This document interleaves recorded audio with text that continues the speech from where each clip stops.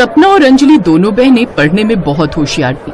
वो दोनों हमेशा ही स्कूल में अच्छे नंबरों से पास होती थी। मुझे तो बड़ी होकर आईपीएस बनना है और मुझे तो डॉक्टर बनना है। उन दोनों बहनों को पढ़ने का बहुत शौक था, लेकिन उन दोनों को सपोर्ट करने के लिए उनके घर में केवल एक उनकी माँ ही थी। हाँ, मेरी बच्चियों, अच्छे से पढ़ाई करो, एक दिन तुम दोनों का सपना जरूर पूरा होगा। अरे रहने दो सुनीता, क्यों उन दोनों को बेकार के सपने दिखा रही हो? और वैसे भी पढ़ लिख कर इन्होंने करना ही क्या है? मैं तो कहता हूँ इन्हें चूल्हा चौके का काम सिखाओ, कल को ससुराल जाएंगी तो काम आएगा। लेकिन ये सुनकर सुनीता ने कहा, सुनिए जी, जमाना बदल गया है, अब पढ़ाई लिखाई का जमाना है, इन दोनों को स्कूल तो जाने दीजिए। सुनीता के कई बार कहने पर उसके पति मनोहर ने उन दोनों को स्कूल भेजना शुरू किया था। वो दोनों बहनें स्कूल में अच्छी पढ़ाई कर रही थी, हमेशा फर्स्ट आती थी। ऐसे ही समय बीता और अब उन दोनों ने 12वीं की कक्षा पूरी कर ली। जैसे ही उनके 18 साल पूरे हुए, उन तीनों के पिता ने कहा, अब इनकी शादी करवानी होगी, इनके लिए कोई लड़का ढूंढना होगा। लेकिन बाबा, अभी तो हमें आगे पढ़ाई करनी है। हाँ बाबा। फिर कुछ दिनों बाद सुनीता का बीपी हाई होने से उसके सर की नस फट गई और उसकी मौत हो गई। ऐसे ही समय बीता। 2 महीने बाद मनोहर का बड़ा भाई उनके घर आया। अरे तूने ही अब तक अपनी बेटियों को कवारा बैठा रखा है, नहीं तो अपने गांव में सबकी शादी 18 होते पूरी हो जाती है। अब बिन माँ की बच्चियां हैं, कहीं ऊंच नीच हो गई तो जल्दी से इनके लिए लड़का देख और इनके हाथ पीले कर दे।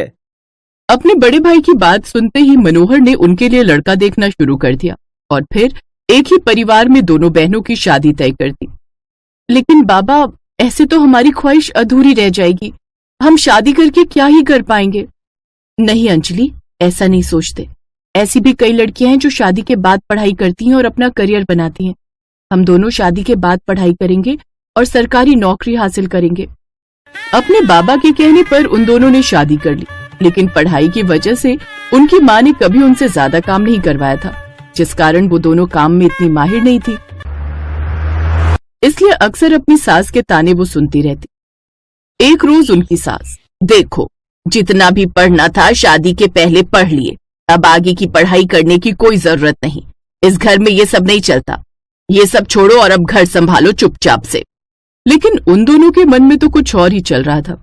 2 दिन बाद उनकी सास सुलोचना अपनी सहेली के घर जाती है। अंजलि, माँ जी घर पर नहीं है, चलो जल्दी से यूनिवर्सिटी चलकर फॉर्म भराते हैं। हाँ, ये ठीक रहेगा। वो दोनों जल्दी से यूनिवर्सिटी जाती हैं और फॉर्म भराती हैं, साथ ही किताबें भी ले आती हैं। वो किताबें उन्होंने अपने बैग में छुपा ली, लेकिन जब वो घर पहुंची तो उन्होंने देखा उनकी सास सुलोचना सामने खड़ी है। कहाँ गई थी तुम दोनों? माँ जी, वो हम बाजार गई थी कुछ सामान लाने के लिए। दिखाओ तो क्या सामान लाई हो। लेकिन तभी बाहर से उसकी पड़ोसन उसे कीर्तन के लिए बुलाने आ जाती है। सुलोचना उसके साथ चली जाती है और इस तरह वो बच जाती है। उन दोनों के पति ज्यादातर काम के सिलसिले में बाहर ही रहते, इसलिए दोनों को अपने अपने कमरे में बैठकर पढ़ाई करने का मौका मिल जाता है। अब उन दोनों ने दिन रात मेहनत शुरू कर दी। दूसरी तरफ मनोहर ने अपनी बेटियों की शादी के लिए बहुत सारा कर्ज जमींदार से उठा रखा था, जिसको न चुकाने के कारण जमींदार ने उसकी जमीन पर कब्जा कर लिया, साथ ही उसे घर से निकाल दिया। इन बेटियों को ब्याहने के चक्कर में मैं आज सड़क पर आ गया। उधर उन दोनों बहनों ने अपने सपने पूरे करने पर जोर लगा दिया। फिर कुछ दिन बाद वो दोनों एक साथ गर्भवती हुई। फिर एक रोज जब उनका एडमिट कार्ड घर पर आया तो चपरासी वो कार्ड उनकी सास के हाथ देकर चला गया। अच्छा, तो ये दोनों पढ़ना चाहती हैं। अपने बेटों को ये बात बताती हूँ, तभी उनकी अक्ल ठिकाने आएगी। शाम को सुलोचना ये बात अपने दोनों बेटों को बताती है। बड़ी चर्बी चढ़ी है ना तुझे पढ़ाई करने की? पढ़ लिख कर नौकरी करनी है क्या? हम पढ़ लिख कर सरकारी नौकरी करना चाहते हैं। अरे पागल हो गई हो क्या दोनों? सरकारी नौकरी कोई बाजार में मिलने वाली चीज नहीं है जो गई और खरीद ली। अच्छे अच्छे पढ़े लिखे लोगों के जूते घिस जाते हैं। आई बड़ी सरकारी नौकरी करने वाली। उन दोनों के पति उनकी खूब पिटाई करते हैं और उन्हें घर से निकाल देते हैं। वो दोनों अपना एडमिट कार्ड, किताबें, कुछ सामान साथ में लेकर घर चली जाती हैं। अब हम क्या करें अंजलि? अब हमारे पास पढ़ने के अलावा और कोई रास्ता नहीं है। अब हमें वो हासिल करना ही होगा जो हम चाहती हैं। फिर फुटपाथ के पास उन्होंने अपनी साड़ियों से घेर कर एक झोपड़ी बना ली और वहां बैठकर पढ़ने लगी। दिन में वो भीख मांगकर गुजारा करती और शाम के बाद से स्ट्रीट लाइट की रोशनी में पढ़ने लगी। ऐसे ही कई दिन बीत गए। जब उन दोनों ने सिर्फ पानी पीकर अपना पेट भरा लेकिन पढ़ना नहीं भूली। फिर उनके फर्स्ट सेमेस्टर के एग्जाम हुए, जहां उन दोनों ने पूरे कॉलेज में टॉप किया। कॉलेज के प्रिंसिपल को उन दोनों की कहानी पता चली। उन्होंने दोनों बहनों से कहा, आज से तुम दोनों कॉलेज के हॉस्टल में ही पढ़ोगी और खूब मन लगाकर पढ़ना। अब मैं भी तुम दोनों की उड़ान देखना चाहता हूँ। सच में प्रिंसिपल साहब, आपका बहुत बहुत शुक्रिया। अब से वो दोनों हॉस्टल में ही रहने लगे, साथ ही वहां थोड़े बहुत काम भी करने लगे, जिससे उन्हें 2 वक्त का खाना भी मिलने लगा। कुछ समय बाद दोनों बहनों ने बच्चों को जन्म दिया। अंजलि ने बेटे और सपना ने बेटी को जन्म दिया। अब वो अपने बच्चों की भी देखभाल करती, साथ ही पढ़ाई जारी रखी। ऐसे उन दोनों ने कॉलेज पास कर लिया। अब बारी थी उनके बचपन के सपने को पूरा करने की। अंजलि ने डॉक्टरी और सपना ने आईपीएस का एंट्रेंस एग्जाम दिया। वो दोनों सेलेक्ट तो हो गई, लेकिन कॉलेज खत्म होने के कारण अब उनको हॉस्टल छोड़ना पड़ा और एक बार फिर वो फुटपाथ पर आ गई और वहीं पर बच्चों को कोचिंग भी देने लगी। साथ ही अपनी पढ़ाई करती रही। ट्यूशन से मिले पैसों से वो अपने बच्चों को पालने लगी और अपनी पढ़ाई का खर्च उठाने लगी। कुछ समय बाद एग्जाम देकर उनको अपनी मंजिल मिल गई। दोनों को सरकारी नौकरी मिल गई। अंजलि डॉक्टर बन गई और सपना आईपीएस। आखिरकार हमारा सपना पूरा हो गया। इसे पूरा करने के लिए हमने कितनी मेहनत की। आपका बहुत बहुत शुक्रिया भगवान। उधर उनके दोनों पतियों की फैक्ट्री में आग लग गई और उनका काम छूट गया। जो घर था उसे कर्जदारों ने ले लिया। अब वो सड़क पर आ गए। एक रोज दोनों बहनों ने भंडारा करवाने की ठानी। ये खबर मिलते ही सभी गरीब और भिखारी लोग उनके भंडारे में आए, जिसमें उनके पिता मनोहर और उसकी सास सुलोचना और उनके पति भी थे। उन दोनों को सफल होता देख वो सब हैरान रह गए। हमें माफ कर दो बहू, हमारे कर्मों की सजा हमें मिल गई है। ये हमारे बच्चे हैं, हमें माफ कर दो अंजलि। हाँ सपना, तुम भी मुझे माफ कर दो। और बाबा, आपका ये हाल कैसे हुआ? फिर मनोहर ने उसको सारी बात बताई। अपनों का ये हाल देख उन दोनों बहनों को उन पर दया आ गई और उन्होंने सब कुछ भुलाकर उन सबको अपना लिया। अब अपनी दोनों सरकारी नौकरी वाली बहुएं खुशी खुशी नौकरी करती और उसकी सास उनके दोनों बच्चों का ध्यान रखती।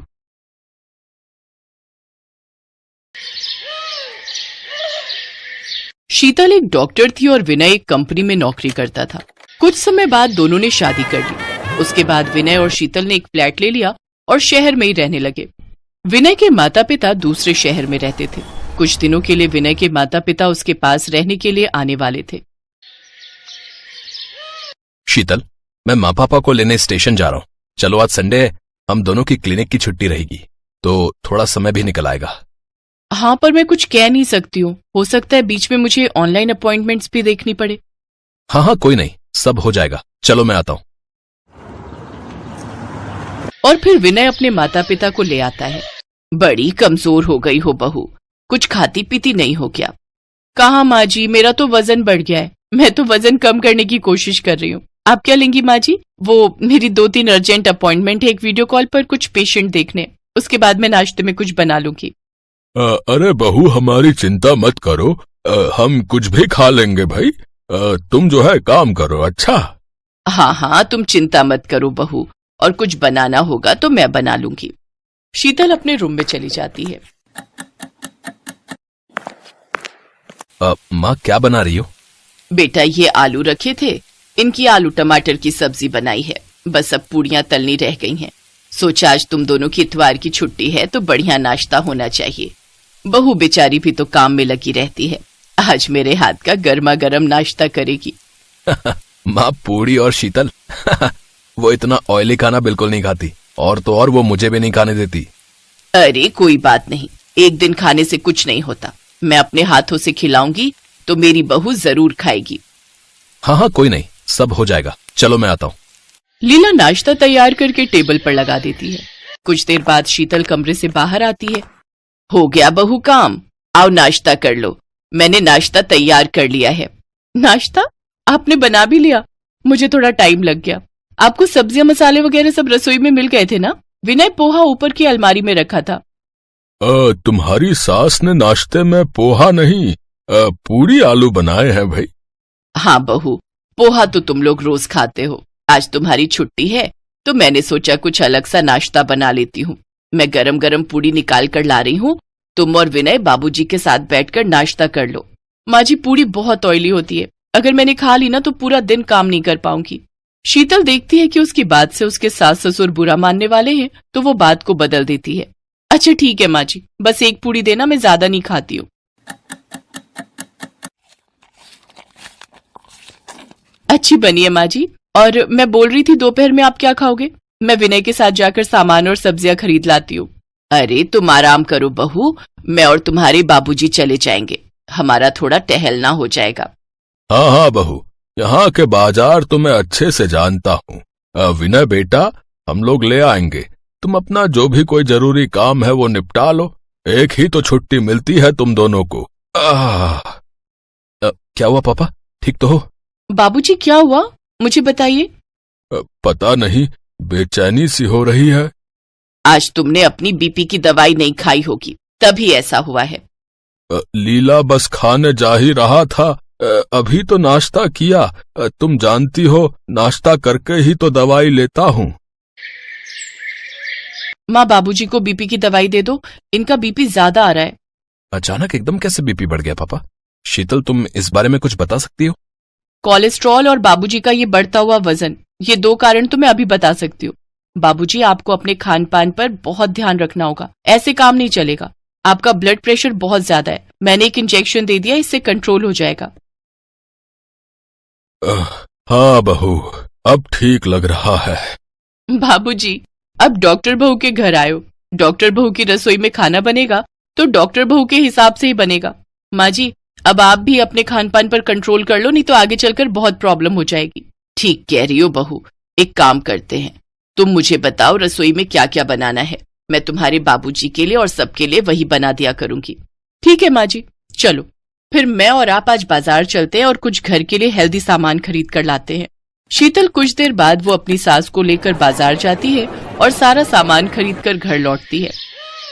इतना सारा सामान खरीद लिया बहू, सच तुम्हारे साथ आज बाजार में बहुत अच्छा लगा। तो ठीक है, हम हर संडे एक साथ मार्केट चला करेंगे। नमस्ते दादी, कैसे हो? अरे मेरा प्यारा बच्चा अंकुर, मेरा लाडला, तू कब आया? दादी बस अभी आए, मम्मी पापा भी आए हैं।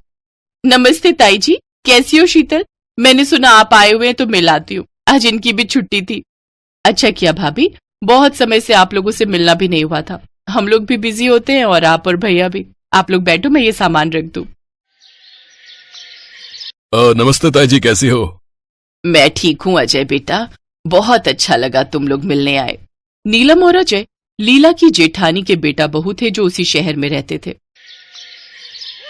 दिक्कत तो मेरे भी बहुत रहती है शीतल, डेली एसिड बनता है, जरा सा कुछ खाता हूँ कि एसिड बन जाता है, जलन रहती है, सीने में बहुत परेशानी होती है।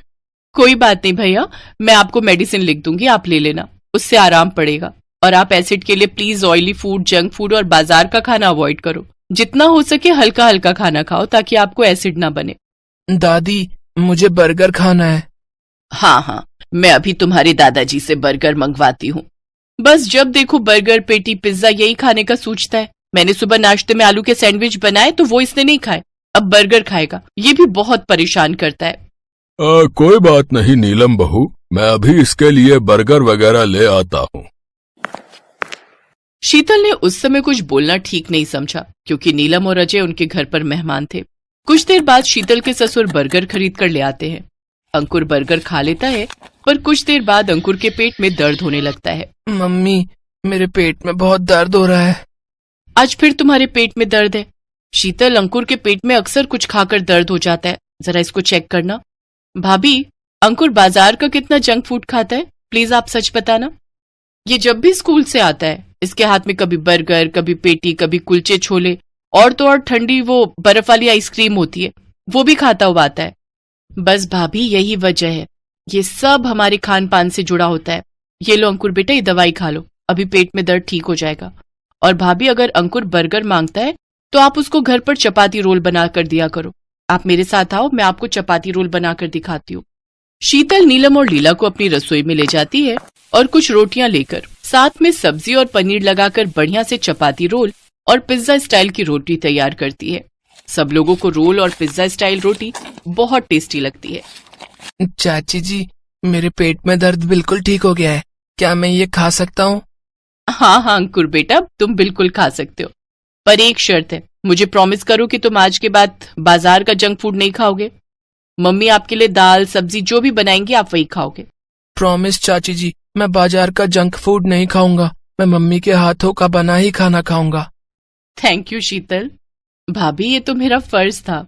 सब शीतल की बात को गहराई से लेते हैं। शीतल अपनी रसोई में बनाने वाले नाश्ते से लेकर रात के डिनर की सारी चीज अपने सास ससुर को भी बताती है और अपने जेठ जेठानी को भी। वो सब बहुत खुश होते हैं कि शीतल एक बहुत अच्छी होनहार डॉक्टर होने के साथ साथ एक बहुत अच्छी बहू भी है। शीतल बहू, तुमने दोपहर के लिए लौकी मंगवाई थी और पपीता बहुत बढ़िया आया हुआ था। मैं वो भी ले आया हूँ। अच्छा किया बाबूजी, मैं दिन में काट दूंगी, फिर सब खाएंगे। शीतल की सास उसे अपने गले से लगा लेती है। शीतल भी खुश थी कि उसके सास ससुर ने उसकी बातों को